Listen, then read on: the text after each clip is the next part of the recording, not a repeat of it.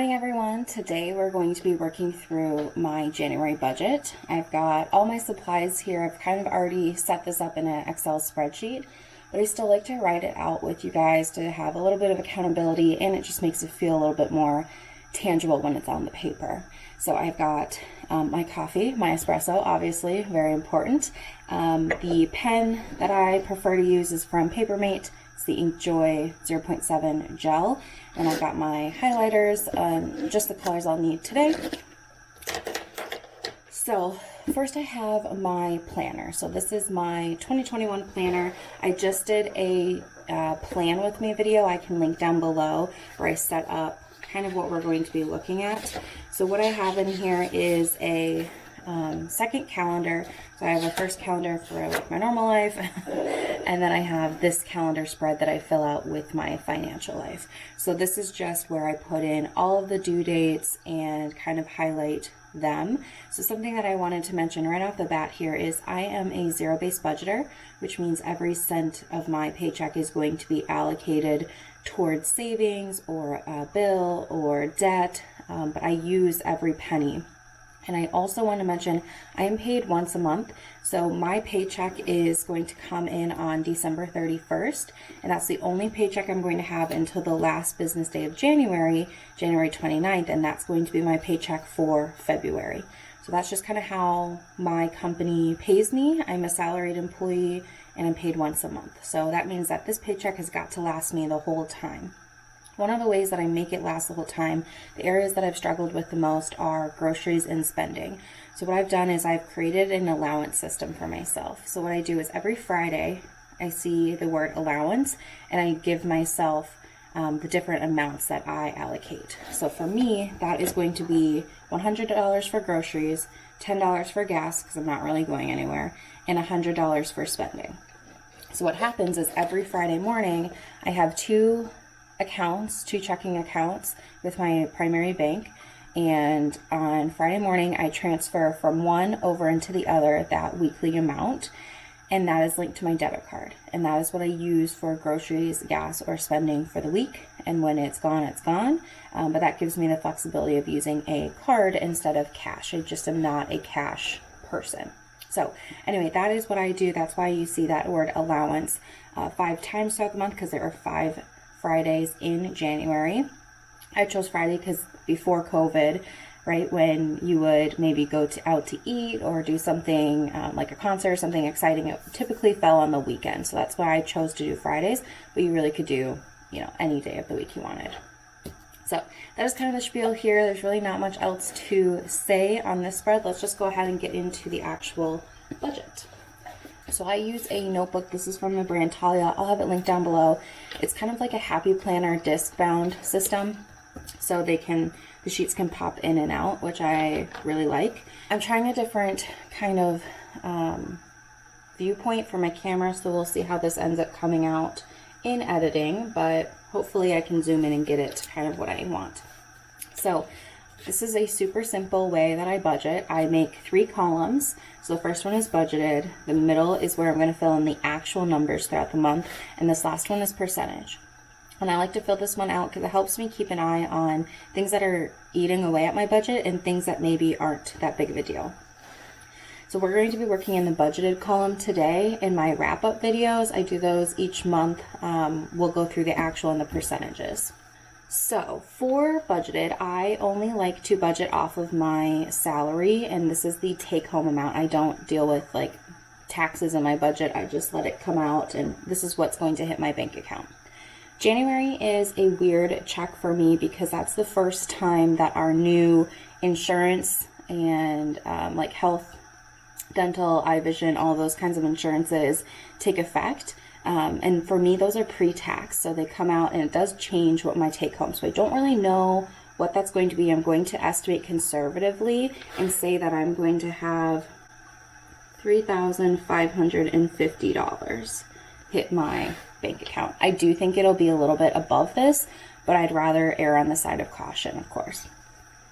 So that is what my budget is going to be like, and I learned this from the Budget Mom to always kind of work down what you have remaining. So that is what I'm starting with. the first block here is going to be my expenses. These are like my fixed expenses, things that are super important for everyday life. So let's just go ahead and start with my mortgage. I am changing my payment amount with my mortgage to $1,011.86. What I am able to do, I have a mortgage with a credit union, and so I can update how much they pull from me each month with just a form, which is really, really convenient.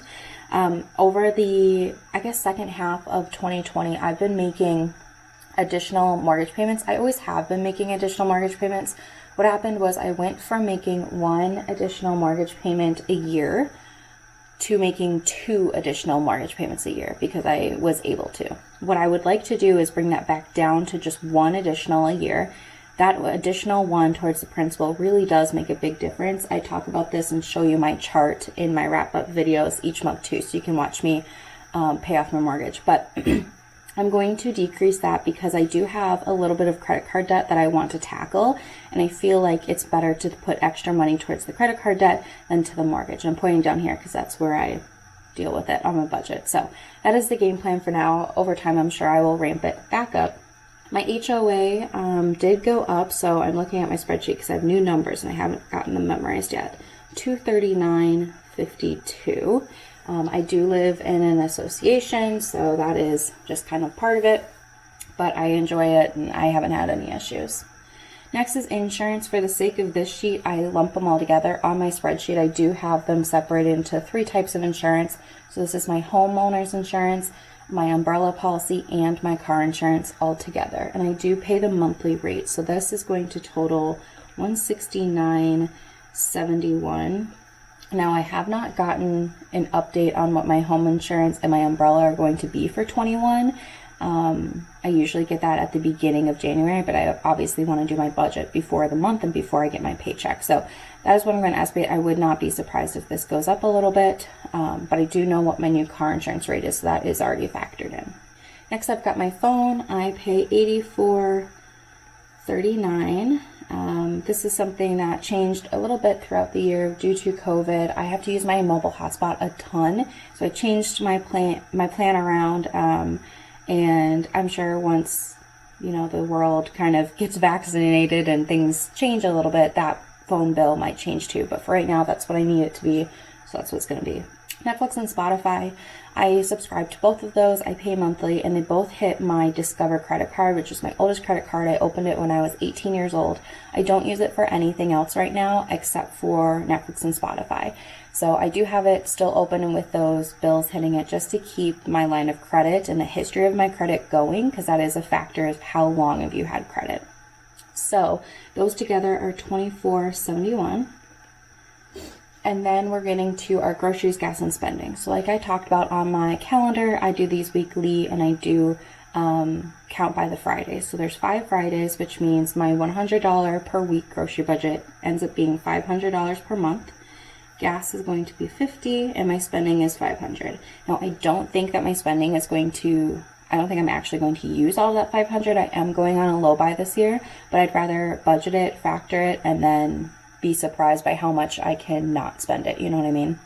So all of these together equal $2,580.19, which gives me a remaining of $969.81.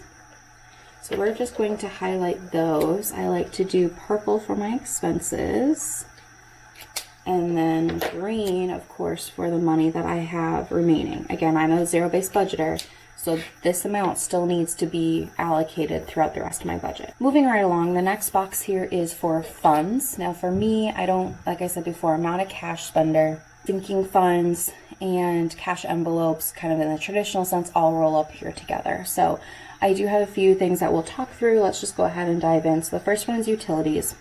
I've talked about this every budget video, but it truly changed my life when I did this.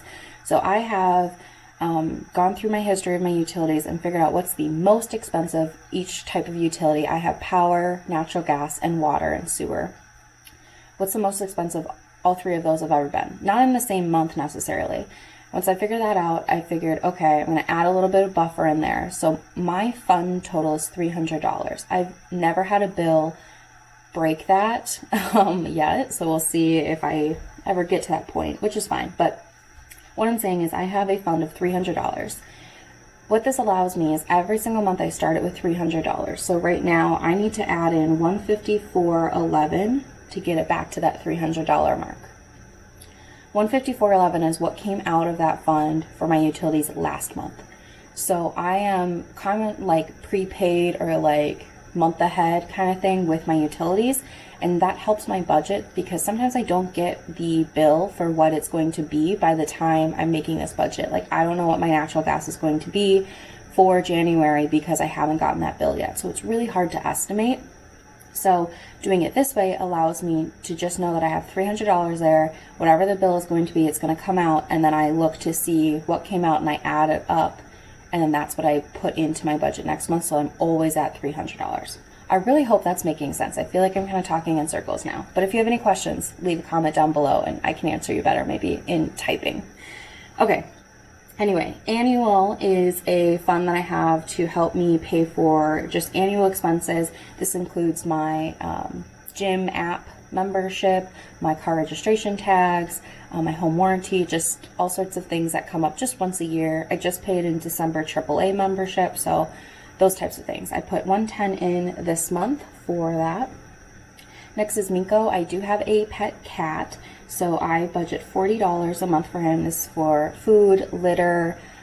He just got a whole bunch of new toys for Christmas, so he should be good there. But this is also the type of thing where if I don't use the full $40, I just roll it over and I keep adding to it because eventually he does go to the vet once a year for his annual vaccinations.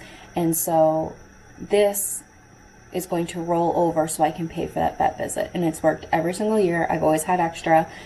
So that has been working for me. But, you know, if vet rates go up, I might have to, you know, increase that by $5 a month in the future. But that's how I'm handling him.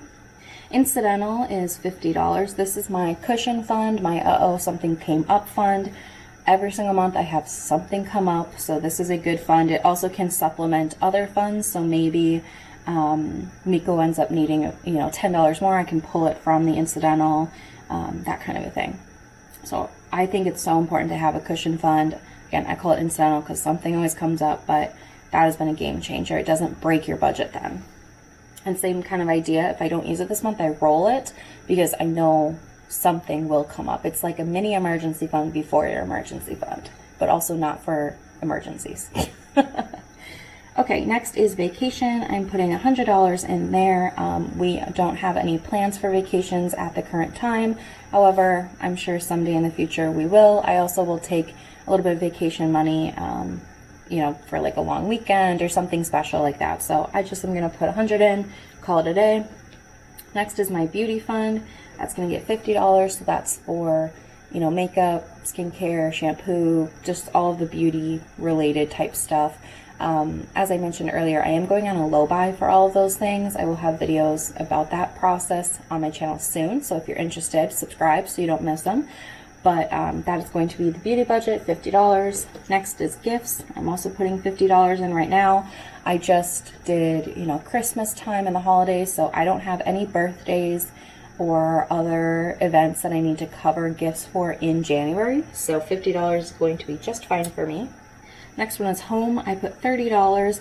This is for cleaning supplies, batteries, light bulbs, just home things, you know. I don't usually use this every single month, but same idea. I just like it to roll so that if I want to buy the giant pack of toilet paper, I have the money to do it.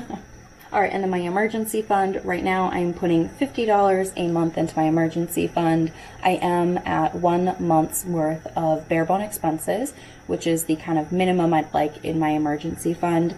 That is really important to me. After the entire year of 2020, I realized that, you know, $1,000 or $1,200 or wherever I had it was not enough, and I really wanted to make sure I had at least 1 month's worth. So now that I have 1 month's worth, I'm going to focus back to my debt, but I still am going to contribute just $50 each month because I do have those in a high interest savings account, so they will be earning interest, and I know that, you know, $50 a month for the whole year is definitely going to add to it over time. So that was a lot of rambling on this section. The total here is $634.11, which means I have $335.70 remaining. So let's go ahead and highlight that. I'm doing my funds in this blue color and then my leftover money in green. All right, so now I've got pretty much all my expenses, all of my funds paid, and got all those done. So now I have investing and debt. So for investing, I do believe in long-term investing. I do believe in little bit goes a long way. So I've got a few different things here. First one is Acorns. I'm actually transferring my balance from Acorns into my Betterment account. I feel like I'm being I'm being charged too much in my Acorns account, and I'm just not super pleased with it. So I have $1 here for my last monthly service fee, and everything's transferring over to my Betterment account. So for Betterment, I'm going to be putting $10 a month into that fund. Again, once I'm done with debt, I will absolutely be looking at increasing this somehow, but $10 right now has been plenty good for me. GroundFloor, I don't plan to put any money into it. However, I have been earning interest on the investments I already have in my GroundFloor account. So I will be putting this as 0, and I still have a line item so that my actual I can reconcile to say, okay, I made $2 or whatever it is. The last one is my Roth IRA. I just opened a Roth IRA. I'm super excited about it, and right now I'm going to be putting $25 a month into it. I did start it with $50, but that is where I'm going to begin. And again, this just adds a little bit more fuel to my fire to get the debt paid off so that I can increase my Roth IRA investing in savings for my long-term future. So all of these equal $36. And I have a remaining of $299.70. So let's get those highlighted.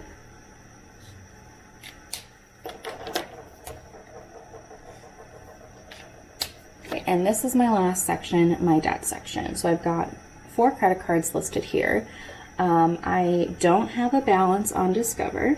I don't have a balance on Amex that I need to pay off, so that's really good. And then I've got my Citi and my Capital One. So my Citi card is a card that I opened this past year, and I actually rolled over a balance. So my Citi card is 0% interest. I think for another year and 2 months, I believe. I'm gonna have to double check, but I have for sure over a year yet. Capital One is the balance that I'm really aggressively attacking right now. So what I'm going to do is put my minimum payment towards Citi, which this month is $44, and then the rest is going to go on my Capital One, which is $255.70. Now, if I come in under budget for my groceries, for my spending, or even gas, I will be throwing that towards my debt because, again, I'm trying to pay this off so that I can work on other goals that I have for myself. So that is kind of the plan again. And also if I get my paycheck comes in higher than what I estimated, that'll go towards the debt. So that is where I'm at. I do think I'll have more in the actual column at the end of the month, but this is what I'm planning for at least. So all of this together equals $299.70, which when you subtract this from that, you get 0, which is exactly what I'm going for because I am a zero-based budgeter. So let's just go ahead and highlight these. And that is how you know that you have a zero-based budget, because you at the end have allocated every cent towards everything, or dollar. Some people round to the dollar and don't do cents. I feel like that's kind of a waste personally. I would rather count the cents, but I know it's more tedious. So that is going to be my January budget. I hope you guys enjoyed, and I'll see you guys in my next one. Bye.